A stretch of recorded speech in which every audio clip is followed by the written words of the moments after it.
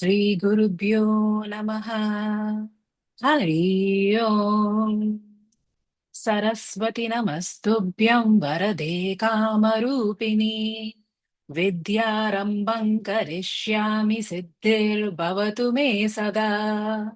Sada Shiva Samarambam Shankaracharya Madhyamam Asmadacharya Paryantam Vande Guru Parampara. Om Sahana Bhavatu Sahanau Bhunaktu Saha Viryam Karavavahai Tejasvinavaditamastu Ma Vidvishavahai. Om Shanti Shanti Shanti.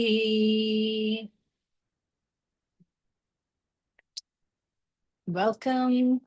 Anyone wants to turn on their videos, they will be welcome to do so. Nice to see what's happening. We are entering some very more subtle um, verses of the teaching. So we had finished all the preparatory part of what it takes to come to Jnanam and for this Jnanam to take root in the first 14, 15 verses. And now from the 15th verse onwards, we've moved to the actual Jnanam part. What is this knowledge of who I am? Right? So we finished verse 16 in the last class. Now we will chant verse 17. I will chant. You can repeat after me. Manasam tu kim margane krite. Manasam tu kim margane krite. You can unmute yourselves. Naiva manasam Navamanasam marga arjavat. Marga Arjavat. Thank you. So the verse says, Manasam tu kim. What is the nature of this mind? Margane krite. You have to inquire. Naiva manasam. Mind is indeed not there. Marga arjavat. Inquiry is the direct path to reality. So it's a bit of a cryptic verse. So let's break it down well. In short, it says, when an inquiry is undertaken as to the nature of the mind, it is found that there is indeed no mind, since there is a directness in the inquiry. Now, what does this no mind mean? It might sound a bit like the Buddhist um, emptiness concept, right? Is that what Ramana Maharishi is telling us? No. It means something a bit different. We will unpack it. So it's telling us the inquiry into the mind is the direct path to moksha. Now, this verse is now touching upon the key point we started off with. If you remember that text of these great sages who were doing all these upasanas to gain more powers, to gain liberation. The story we talked about in the beginning of the class, and Lord Shiva had to come down to earth to teach these Purva Mimamsas, the Karma Kandis, that karma cannot give moksha, that only jnanam, knowledge, can give moksha. And to arrive at the Atma, which is the content of all thoughts, right? All our thoughts exist only in Atma, only in this absolute awareness. There is no action which is involved. It is just recognition, because it is something which is always there, always has been, and you are that awareness which has always been there. So it is only a recognition which has to happen. And it is only the ignorance of you thinking you're something else which has to be removed. And this recognition is born from inquiry. So, of all the things of that we associate with um, the body, all these physiological functions, the mind is something really, really close to us. And there are countless researchers, countless scientists out there who've done inquiry into the nature of mind, the nature of consciousness, trying to determine where has consciousness come from? Does it originate from the mind?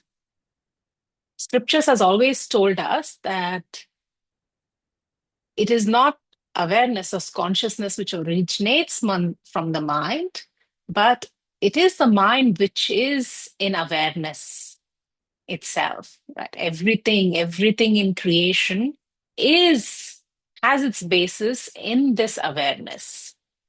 Now, so what exactly is the mind? What is the nature of the mind? Is the mind itself the problem? It seems to often be.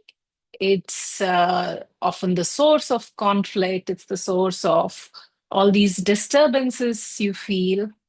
There are so many yogic practices, spiritual practices, which seem to tell you to destroy the mind, to attain these deep samadhi states of no thought.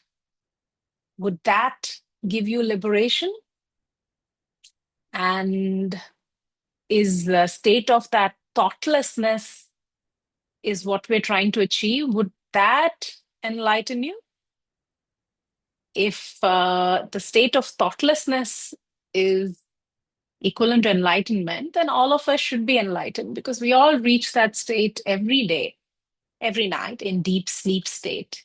The mind is completely resolved. There is no thoughts. There is complete blankness. There is peace, quiet, and you wake up very rested, but not anymore enlightened. Isn't that so? So the state of thoughtlessness itself will not, while it might be very peaceful, might be very lovely, it might not, it won't destroy this problem of ignorance, destroy this problem, which all these problems which originate from ignorance, all the disturbances which originate from that ignorance. Um, so usually, while the mind itself might not be the problem, a lot of our pursuits are, even as spiritual aspirants, are to distract this mind, to make it hold on to this other identity. Or even if you're not spiritual, a lot of our pursuits go in trying to avoid being alone with the mind. As soon as there is nothing to do, we try to give the mind something to do, either do physically or give it something to think about. And but we don't really look into the mind. That's what Ramana Maharishi is asking us to do here, to really look into the mind, to inquire into the nature of this mind. Now let's think of anything, how we get to know anything. So now we're talking about getting to know the mind. How do we get to know something? When it's something like, say, a place far away, you'll either read about it, hear about it from someone you know. But when it comes to the mind, it's right there. So what do you need to do? You need to simply observe it. What's being proposed here is we don't need to eliminate the mind. We need the mind for that inquiry also. But without being afraid of it, be with the mind and inquire into it.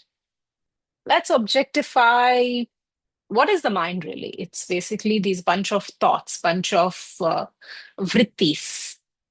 If we think of any thought, say the cup thought, um, where does this cup thought exist? So when you looked at the cup right now, you have the cup thought. And so this cup thought is there in your awareness. So is the cup thought really away from you, the subject, the witness, in any way. It's there in that same awareness.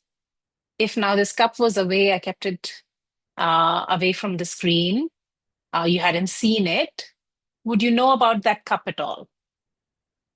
It's not there in your awareness.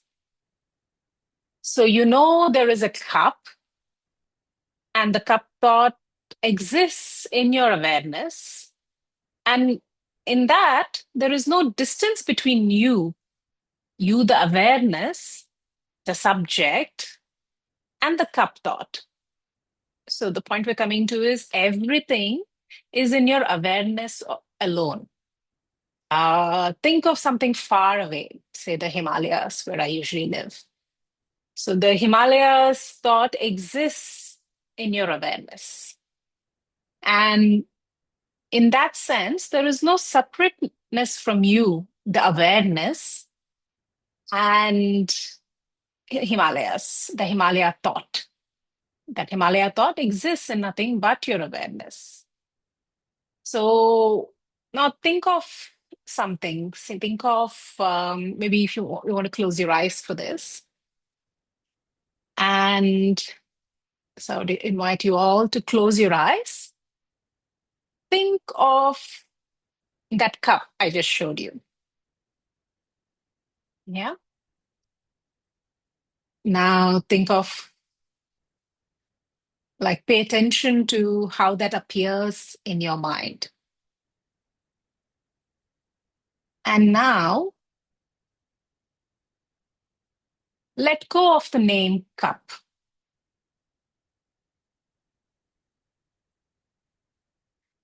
Just focus your awareness on what's there.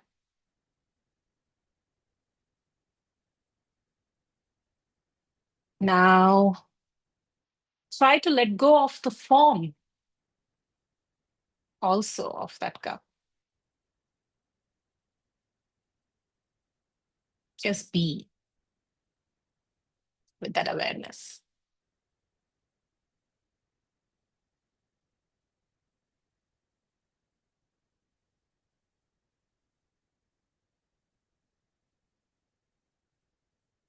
And now bring back the form of the cup.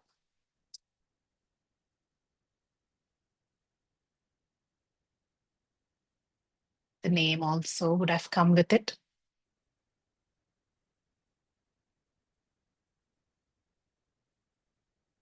And you can open your eyes. Did the awareness, when you removed the form and the name, did the awareness leave?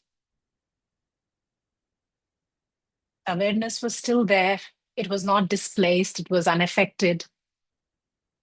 So every thought we have is nothing but awareness plus name and form. So the same awareness, everything in creation is has its root in this awareness, and we give it different names and forms. Has the awareness itself been through any transformation, any change to become that cup thought?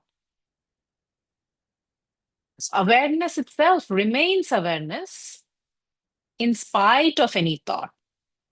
Just like in our famous clay pot example, whether you call it a pot or not, the clay is still there. The clay by itself might not serve any purpose, but clay remains clay. When the same clay is given the shape of a pot, it serves some purpose. So the thought serves the purpose of informing you, but whether the thought is there or not, awareness always is. In this way, Vedanta says that the whole world exists only in your perception. What do we mean by that? That every object as a thought is in your awareness. So the existence of the world is dependent on your perception of the world. So listen very carefully here to what we're saying. What we mean is if you're not perceiving some part of the world, that part of the world is as good as not existent in your mind. So the awareness usually of something takes place in the form of a vritti, a thought. Imagine some place, some remote, far off place in Africa that you might not know anything about. I won't tell you the name. I won't tell you anything about this place. Does that place exist for you? Or think of a loved one who's living far away. They fall sick, but you don't hear anything about it. Does that event affect you? However, if someone were to tell you about this relative falling sick, then you would know and you might feel some sadness, you might feel some worry. So only when we perceive something, it affects us.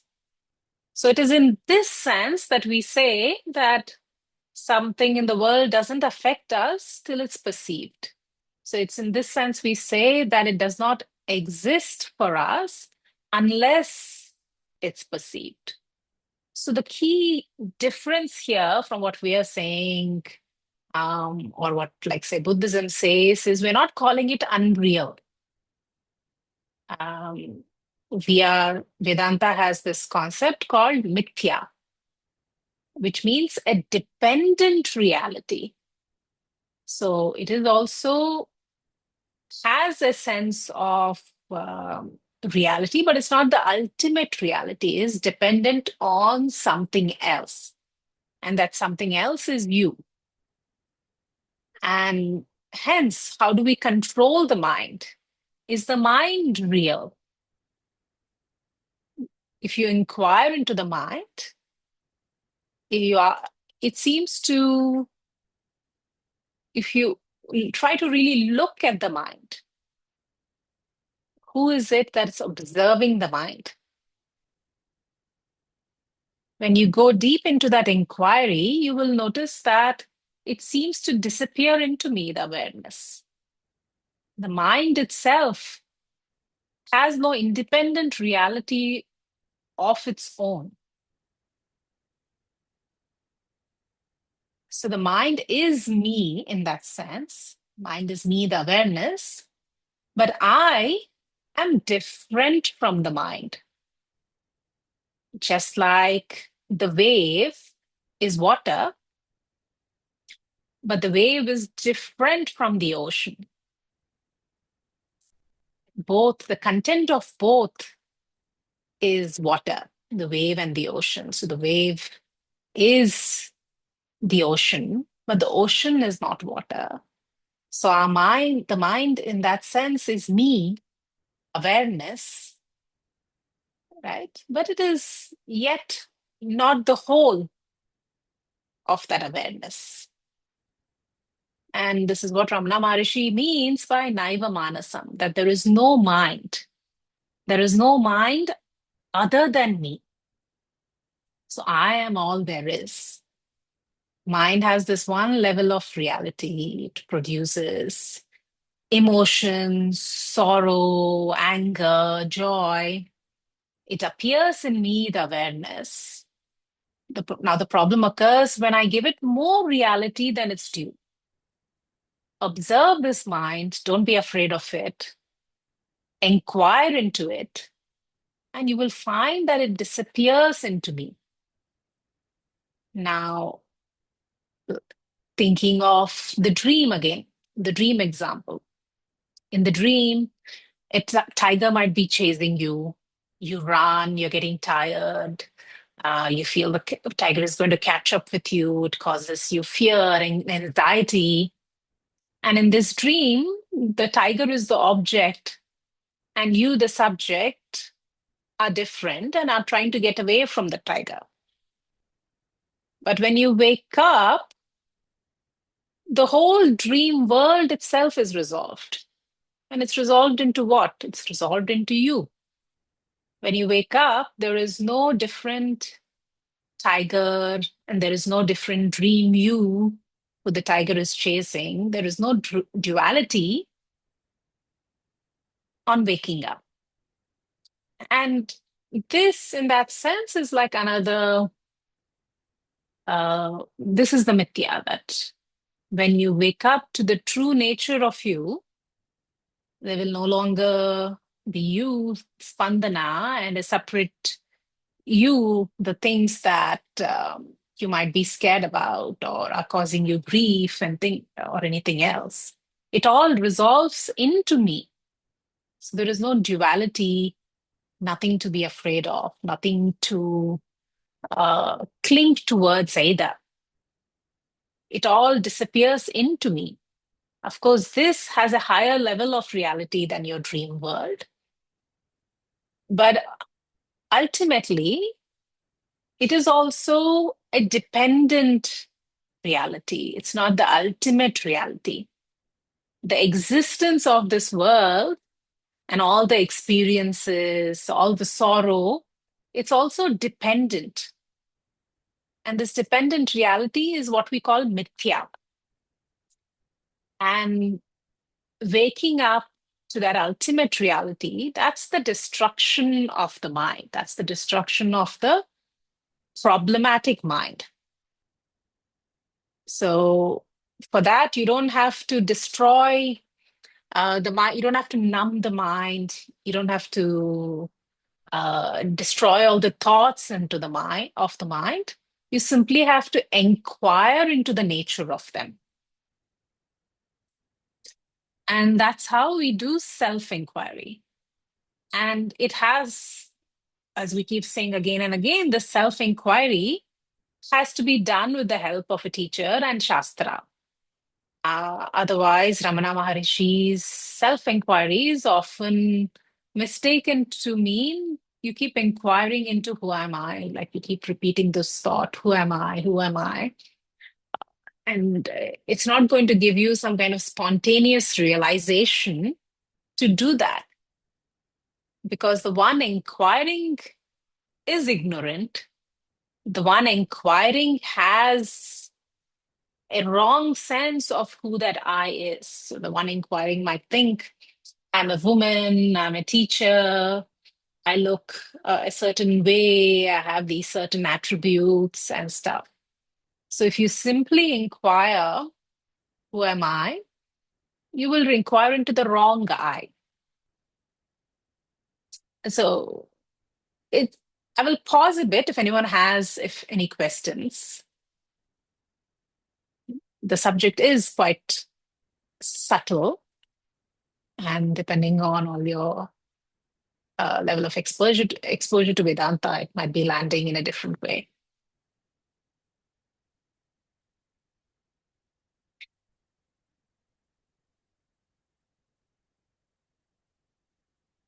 Any questions? Any confusion about what I said?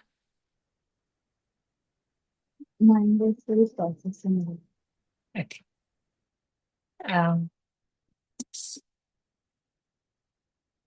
so the mind has, say, two parts. So we call it Dravyamsha and the Vrityamsha.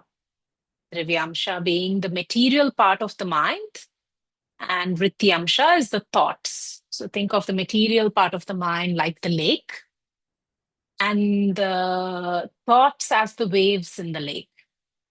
Now, any experience, any knowledge that we have is basically these waves in the lake, and they determine the quality of our life. Now, what is this world? What is this jagat that we perceive? In the waking state, there are these thoughts, these waves, which are created because of interaction between our jnana indriyas, our organs of knowledge, all our different organs of perception.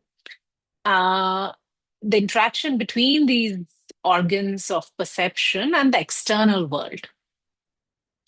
So whenever we look at something, there is a idam vritti, that thought. So the object thought. And there is always something called the aham vritti, the I thought. So there are many times something might be in your field of perception, but you're not really perceiving it. You've not noticed it or paid any attention to it. But once you bring your attention to that, I'm brought my attention to the cup, I brought my awareness to the cup. So the I thought, the aham vritti, envelops this object thought, and that is what causes an experience of perception. So there is always this idam vritti, the object thought, that idam simply means that, and the aham vritti, the I thought. Now, this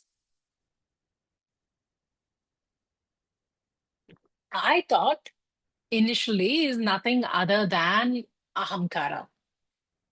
It is because the I thought is incorrect. The I thought is things like I'm a woman and I have black hair, or I'm a certain weight, all these things.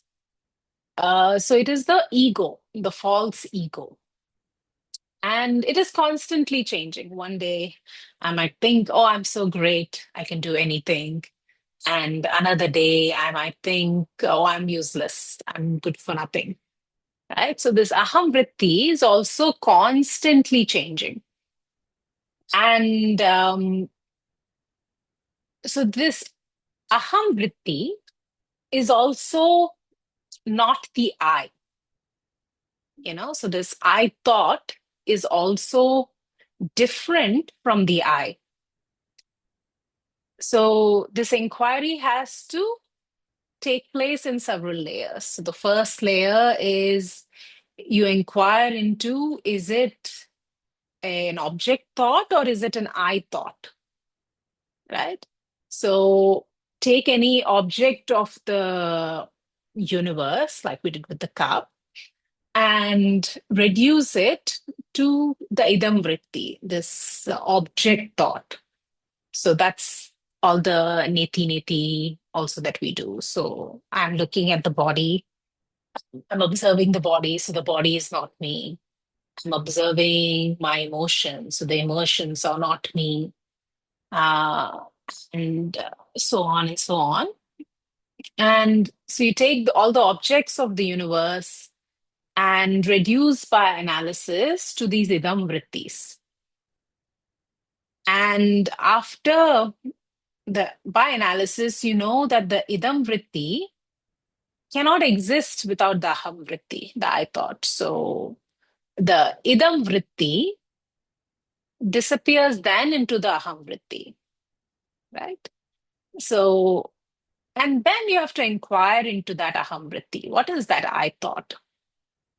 And you have to inquire into that real nature of the I. You have to inquire into the real nature of the mind and understand its dependent nature till it also resolves into the ultimate I.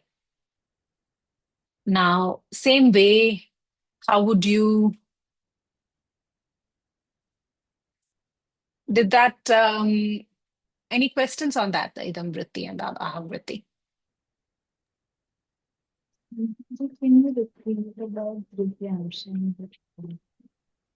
So I said the mind has two parts, the material part and the thoughts, right? So I just meant there is the substratum, the awareness in which everything exists, and any modifications which happen on that are the waves. So we're inquiring into those two things, the substratum and the waves. Now, we say the external world itself that we perceive is Ishvara Shrishti. It is all the objective world that is there in creation. Um, so the dream world is created by who? It's created by you. And when you wake up, the whole dream world resolves into you. Similarly, the Jagat, this creation, is created by Ishvara, is maintained by Ishvara, resolves into Ishvara. Now, this has a higher level of reality than the dream world because the same Jagat can be perceived by you and you, whoever else is sitting here. We all perceive the same Jagat. When we go to sleep at night, this world as if doesn't exist. We are completely dead to that world. But when we wake up again, it's still there. So it has a higher level of reality because this perception of it is a shared perception of this objective world. However, we say that this objective world itself cannot create any samsara, cannot create any suffering for anyone. It's only that me and you might be looking at the same world, the same Ishvara Shrishti, with different lenses. And these different lenses are our ragadvesha, our likes and dislikes. So it's monsoon now. I might be looking outside and thinking, oh, it's so beautiful, this rain and this cloudy weather and so on. And someone else might be looking out of the window at the same thing and thinking, it is so dreary. We haven't seen the sun in days. It's so miserable. So it's the same Ishvara Shrishti that two people might be looking at. But for one, it might be causing pleasure, and for another, it might be causing pain. So we make it into Jiva Shrishti. So the same creation of the Lord, we put our own lens of likes and dislikes on it, and it becomes, we make our own creation out of it, and we make a Jiva Shrishti. And that is the creation which causes samsara, which causes pain. So this Jiva Shrishti is as subjective as your dream world, really. And that is caused by, like I said, your likes and dislikes, which is again nothing other than your ahamkara, your sense of I-ness and the resulting sense of minus, um, mamakara, is what's causing samsara to occur. And the journey of moksha is reducing the entire Jiva Shrishti back to Ishvara Shrishti. Right? So handing, and that's what, hence when this ignorance is removed, you will still perceive the world, right? But because there is no ahamkara anymore, there is no wrong sense of I anymore, there is no likes and dislikes through which you're observing that same world. There is no incorrect notion of this is mine that you're observing that world through. So it gets moved back to Ishvara Shrishti.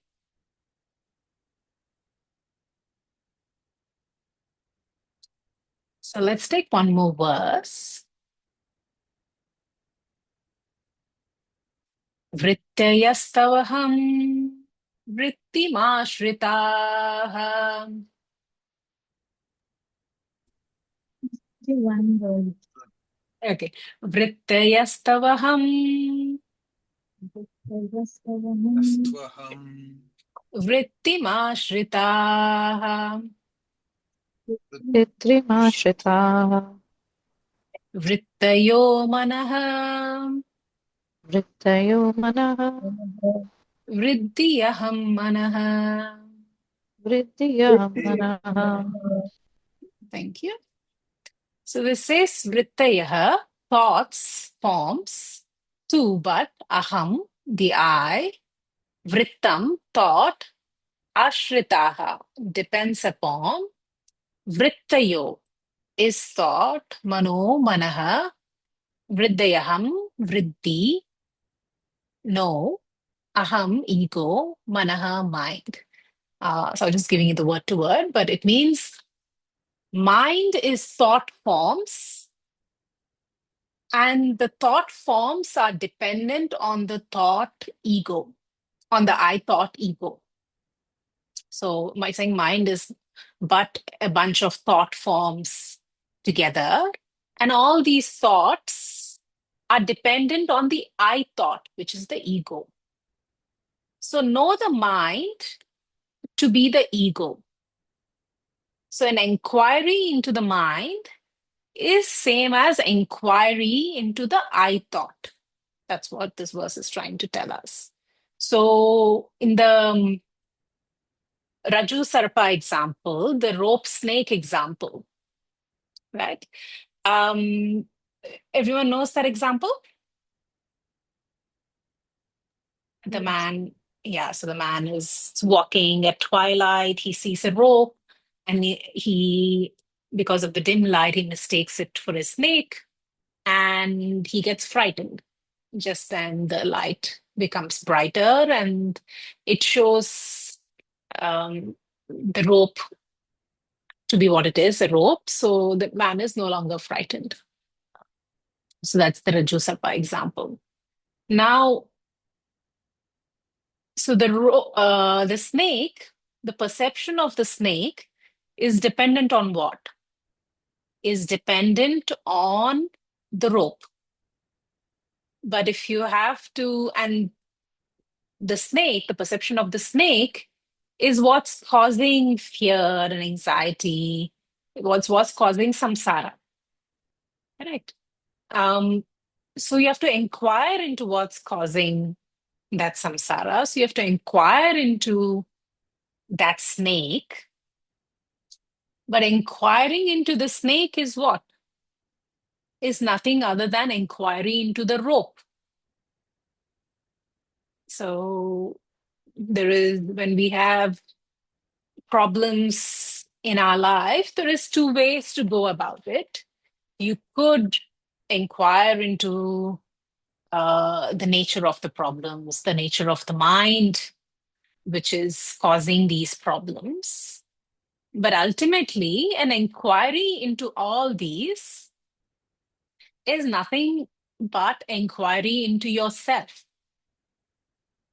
And you have to do it in a good way. So this inquiry that you're all undertaking, which is the ultimate inquiry into the self, will also resolve whatever other problems you might think that Spandana might have, right? Like, so if I inquire into and realize my ultimate self, then I know, and I might have a lot of other problems related to what I think I am right now. So I might think certain limited capabilities.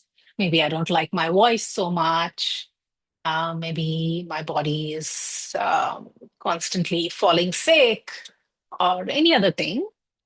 And I can inquire into all these small problems of which are originating from this ahamkara, this ego, which is the false notion of the I. But ultimately, it's not different from the real inquiry, the inquiry into the real I. Because any of these perceptions, so this current aham vrittis I have, the different I thoughts, have their origination in the ultimate I thought. So inquiring into the snake is nothing but inquiry into the rope. So, but how will, so two men say instead of one man, there are two men who pass by, and one says it's a snake and the other says it's a rope. And they could continue arguing with each other, but and they can keep inquiring into that. But what will ultimately solve that inquiry is if someone were to bring a flashlight and put that flashlight on the object, and then it'll be shown for what it is. So that flashlight is this knowledge that Shastra and a teacher will have to throw. That is what will reveal what really is there.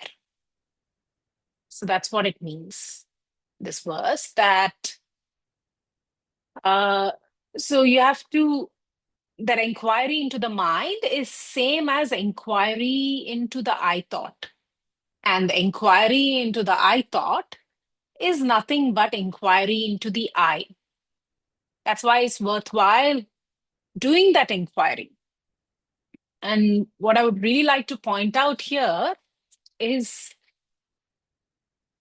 when you don't have to negate any of the problems that you have, right? So whatever emotional problems that you might have, it would be one challenge that often happens with someone on the spiritual path. They will try to negate it. They will say, okay, but I'm, I don't have, I'm not sad. I cannot be missing anyone. I cannot be feeling upset because this is not the real me anyway. I'm someone else. I'm something else which is beyond all these problems. Yes, that is the ultimate truth you are aiming to realize. But if you undertake the inquiry in that way, then you're just bypassing the problems. So you cannot ignore that step of inquiring into the hamkara itself. And which is why this inquiry has to be guided by Shastra, because this mind is a trickster. It's very smart. If it tries to do the inquiry by itself, it will just take on new costumes. So the mind, which is, we're equating it to ahamkara right now, which is the same as this false I thought, it will just take on new identities. So then it might take on this identity of, I'm an inquirer, I'm a yogi, I'm a spiritual person. If it tries to do this inquiry by itself, and then that can cause problems like, this false notion of what destruction of mind means, people walking around like zombies, having no thoughts, or sitting in meditation in random places when it's not appropriate, right? So, and it might start speaking in funny ways, like, it's this person who's feeling so referring to myself as, it's this Spandana who is facing this sadness. It's not me, you know? And that is all if you don't correctly inquire into the I. So we always have to remember that the wave is not the ocean. Sorry, the wave is ocean, but it's not completely the ocean. So the ocean cannot reject the wave. So you still have to inquire into what the wave is. So it's only that you have to recognize it for what it is. So when you look at the mind, you can inquire fully into the nature of those thoughts, inquire into where those thoughts are originating from. So at the first level, so if there is a disturbance, if someone says something to you and you get upset, you don't immediately jump to, that's not me, so I cannot get upset. You first inquire into why this little I, the ahamkara, got upset. So inquire into what is it in the ahamkara which got touched. Maybe there was some insecurity touched upon or something else, right? There is something, so you inquire and you find out and you resolve things at that level. And only when things are resolved at that level, then you move on to that ultimate inquiry of now, who is that real I? So it has to be done in a step-by-step process. Any questions?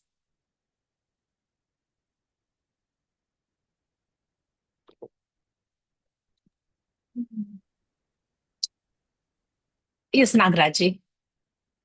No question. Sorry. I was going to say. Okay. Okay.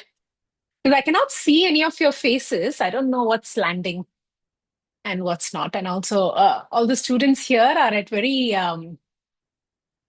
different stages of their Vedantic study. Uh, so I'm trying to speak to all these. But yeah, why don't you tell me what's landing? Nagaraji, you've been around for a while. What do you make from this? Didn't understand the question, Spamanaji. Oh, okay. Now saying any reflections on what we've discussed so far in this class about this inquiry? No, I think everything ultimately comes back to aham vritti in terms of our thought processes. So aham vritti is the basis for idam vritti in the end. Yes. Yeah. So the inquiry, that's absolutely correct. So we're saying the inquiry has to happen in a few stages.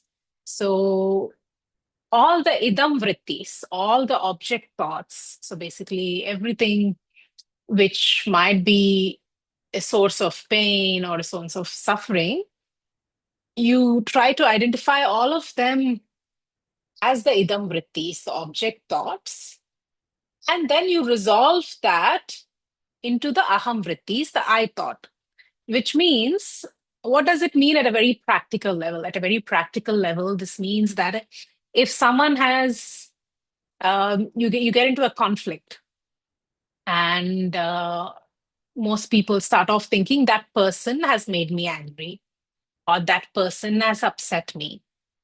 So at the very beginning stage for a Vedantian, what this would mean is you no longer point the finger somewhere else.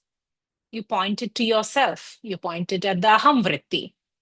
And so that person has not made me angry or upset. It's triggered something in me which has made me angry or upset. So it was simply an incident which triggered something in the ahamkara. So then you look at the ahamkara. What is it in the ahamkara that got triggered, which generated this feeling of anger or upset? So you look at yourself. Right? So in the very first stage, that's what it means. You look back at yourself. And at this stage, I'm talking about the small you, about the ahamkara you. And then only when that's sufficiently resolved, and this can happen in the same session, I'm not talking about waiting till this jnanam has completely percolated in your mind, because this happens parallelly. So it's not like in so much a sequence. It could happen in the same sitting. So you look, and in that some incident has made you upset. So don't immediately jump to, no, I am not this body and mind, so I cannot be upset. So don't bring in any shame or any sense of bypassing into that. First, come back to the aham vritti and see, inquire into it. What is it that got triggered? What got upset? And at some point, that will be sufficiently resolved. Most of the time, we are not able to resolve it because we don't sit with it. When we are upset, we either try to tell ourselves, no, I shouldn't be upset, or we bring in shame, thinking, how can I, like it's been 2 hours since the fight, how can I still be feeling so bad about it, or something like that. Right. So we bring in all this shame. We either bring in shame or we bring in this sense of not wanting to be with that disturbance. And that's what keeps the disturbance from, keeps the disturbance alive.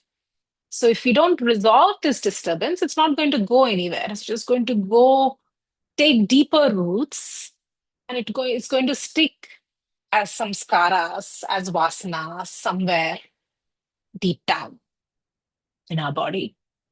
And it will come back. So you're okay. So maybe if this person is someone who's always going to be in your life, so for now you've convinced yourself, not angry about what they said.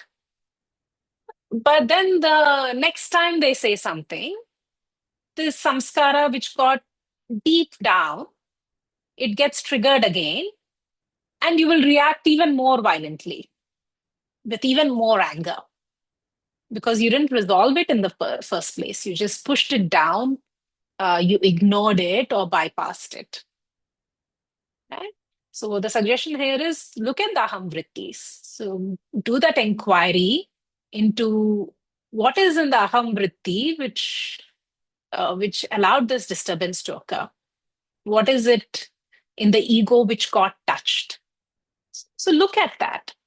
And when you look at it enough, maybe in the same sitting, sometimes it can happen in a matter of a few minutes. If you really are able to stay with it, really able to witness that disturbance that is happening right now, when you really are able to look at it, it might disappear right there. And that disappearing of that aham vritti will allow you to look at the real aham, at the real I. And ultimately, the ultimate resolution is, of course, the idam vrittis are all resolved into the aham vrittis, and all the aham vrittis are resolved into the aham. So there is, when we say realization is also, it's gradual, but it's also instantaneous, is because there is a moment in time. There is this, we call an akanda akara vritti, an undivided I thought of this complete realization of who I am. It comes in such a strong, undivided way that never leaves you. So there is always this background sense of who I am. So just like today, you might associate with a particular name and no one has to remind you that name. When they call you, you will know without a doubt who that real I is. And when that thought takes root, then everything else becomes a lot less tangled. So any other associations and disturbances can never really affect you.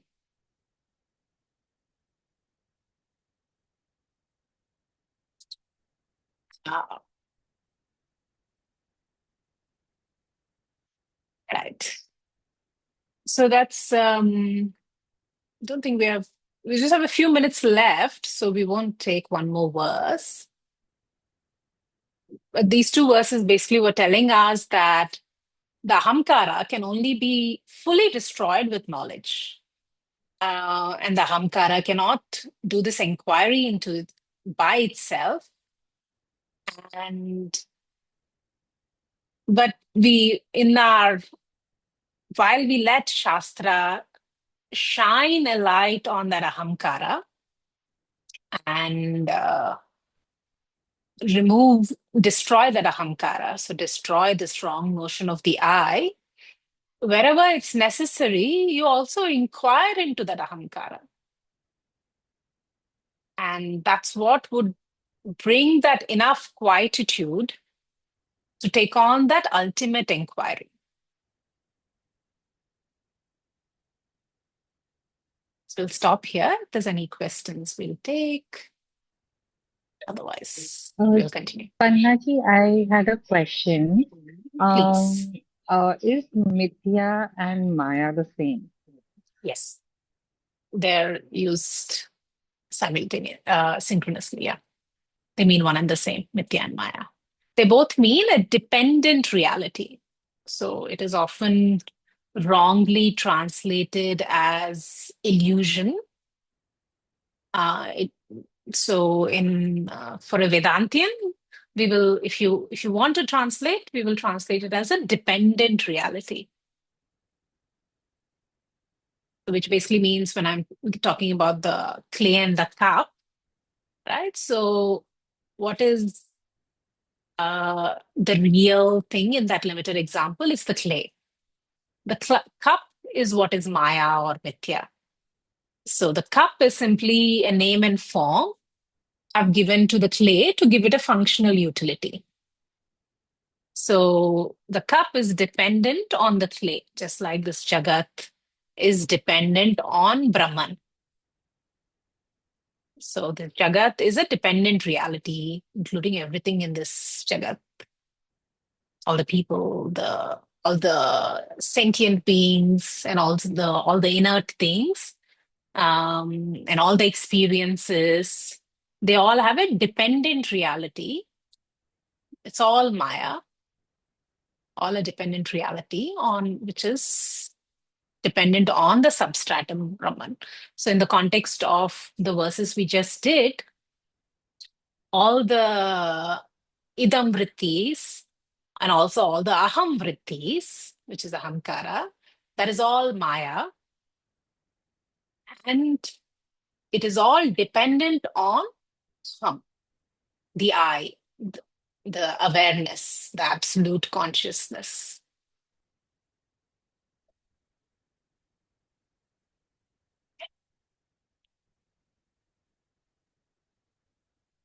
Any other questions? No.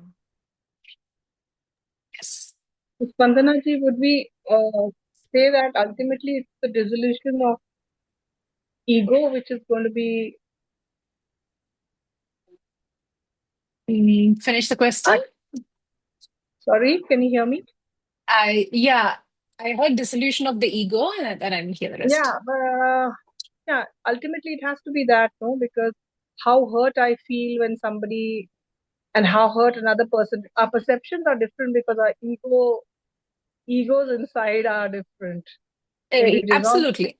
And so ultimately is what is liberation is dissolution of that ego, the ahamkara, the wrong sense of the I, which can only be done through knowledge, through the light of knowledge. What I was also Evening we can make sandwich in the pointing evening. to, what I was also pointing to Evening. is, sorry, one We second. can make sandwich and eat at evening. Okay, I guess that's not a question.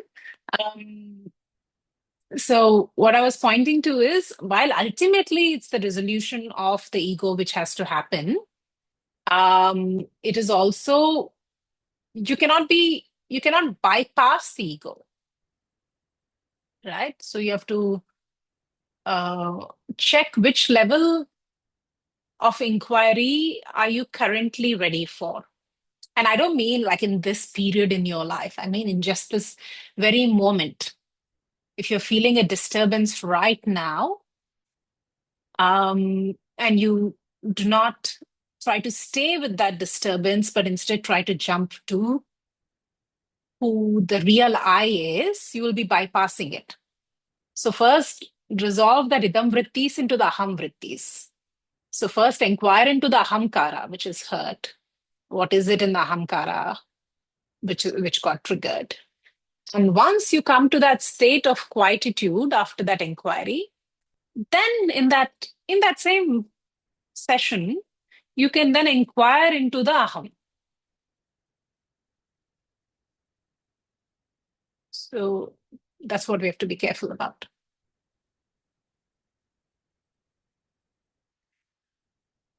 I would like you to just throw some more light on the wrong I and the right I. You just mentioned the wrong notion of the I and the right notion of I. The I So, is required, but you said the right I and the wrong I. yeah. So let's use Vedantic terms. The aham vritti is the ego. So what is the ego? The ahamkara is basically what I think I am right now. And the I, the aham, Brahman, consciousness, is just I. So basically, what is I? It just ends at I. Or it ends at I am. That's the I. Anything you add after I am, you say, I'm a woman, I'm 40 years old, I'm a mother. Anything else you add after the I am, that's the ahamkara.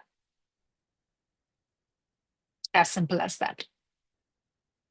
So I am is absolute consciousness, Sat Chitananda, absolute existence, absolute consciousness, absolute bliss.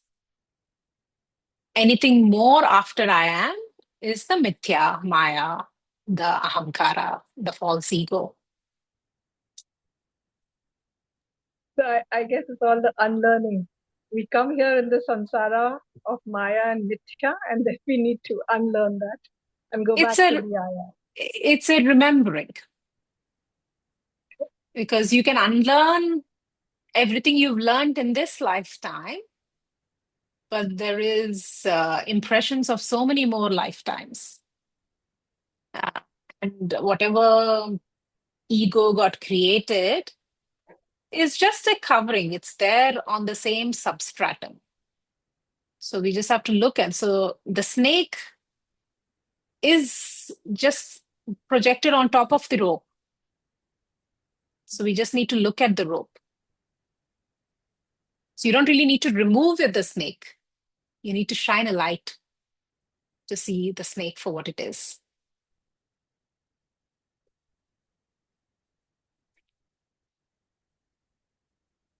Any other questions? Otherwise, we can end. Okay.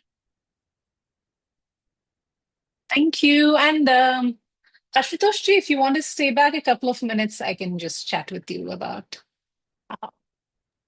where you Sure. can. Yeah. Om Purnamadah Purnamidam Purnat Purnamudachyate Purnasya Purnamadaya Purnameva Vashishyate. Om Shanti Shanti Shanti. Hari Om. Om Tat Sat. Thank you, everyone. Have a beautiful week. Thank you. You.